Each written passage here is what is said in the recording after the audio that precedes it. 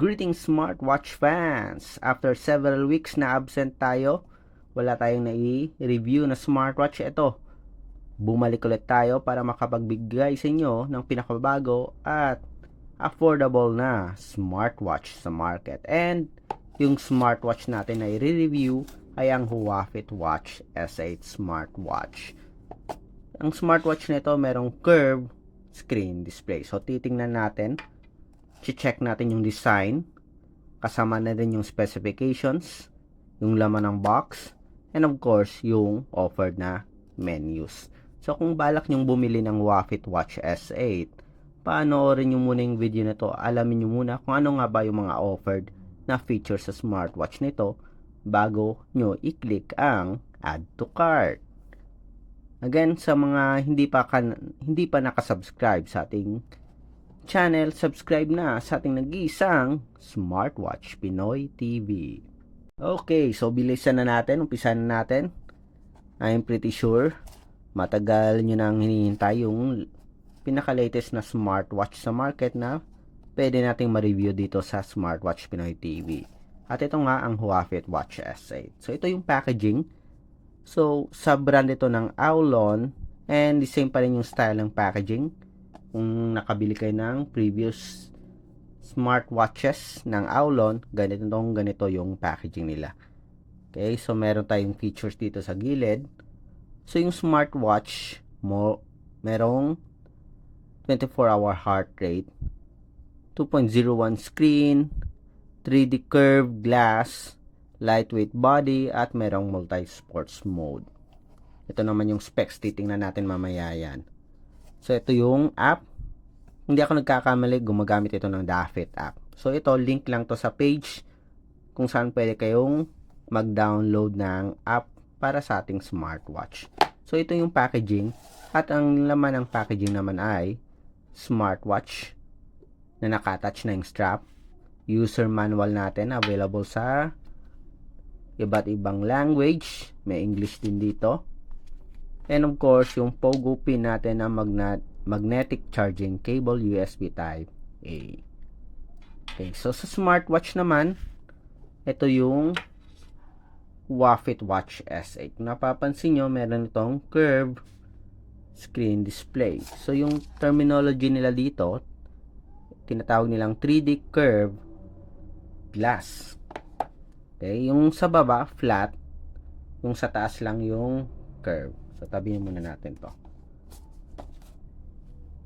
Yan. So medyo curve ng konti. So ang ganda ng pagkaka-design, sporty, unisex.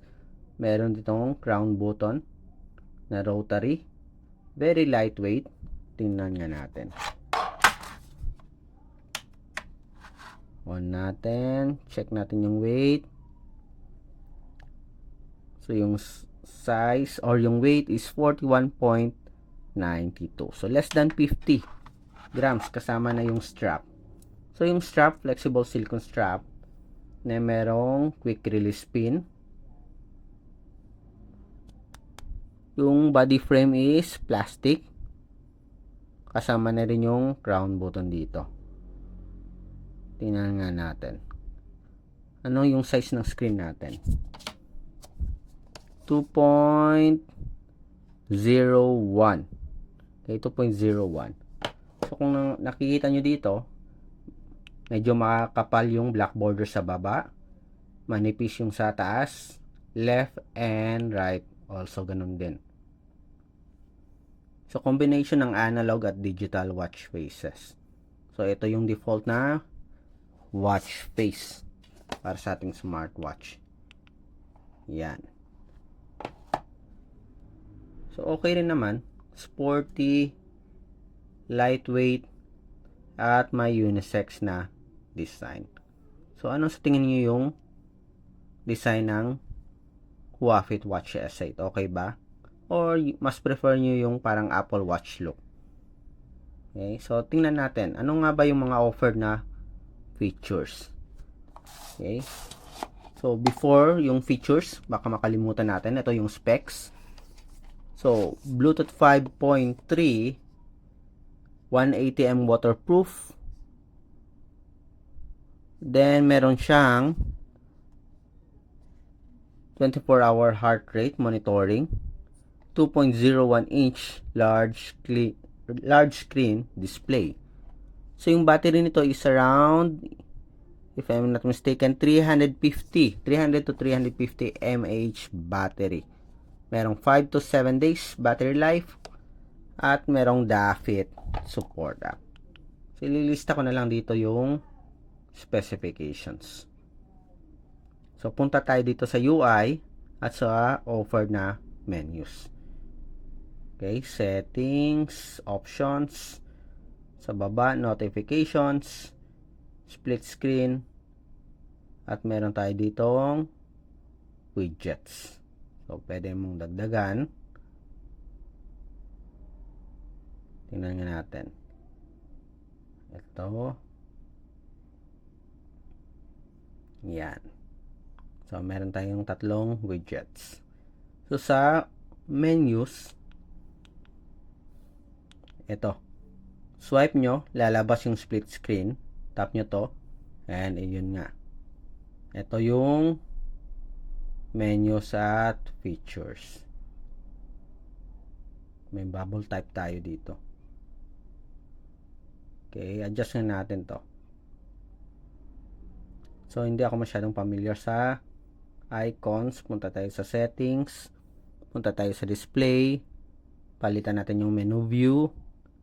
Punta tayo sa list view. Yan.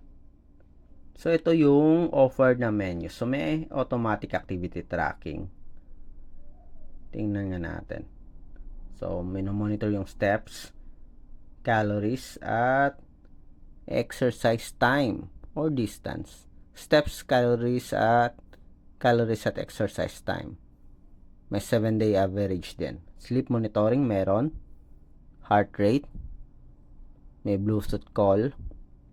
May sports functions. So, marami siyang sports functions. Iba't ibang categories. May swimming din. Then, SpO2. Stress monitoring meron din. Weather report. Message notifications. Remote chatter for photo. Music control. Bluetooth music control function. Relaxation meron din. Breathing guide siguro to. Falling asleep. At stress. AI voice. Timer. May alarm din. May stopwatch. Cycle tracking. World clock meron din. Find phone. Calculator at may games. Isang games lang.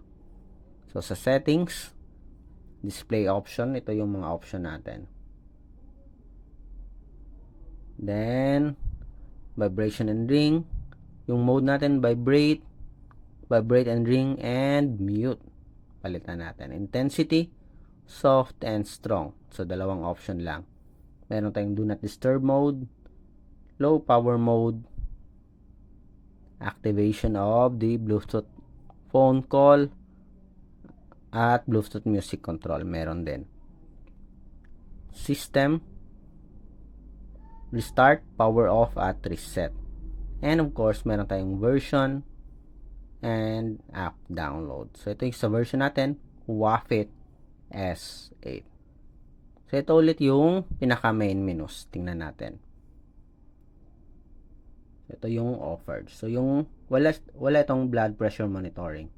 Heart rate and blood oxygen lang. Yan.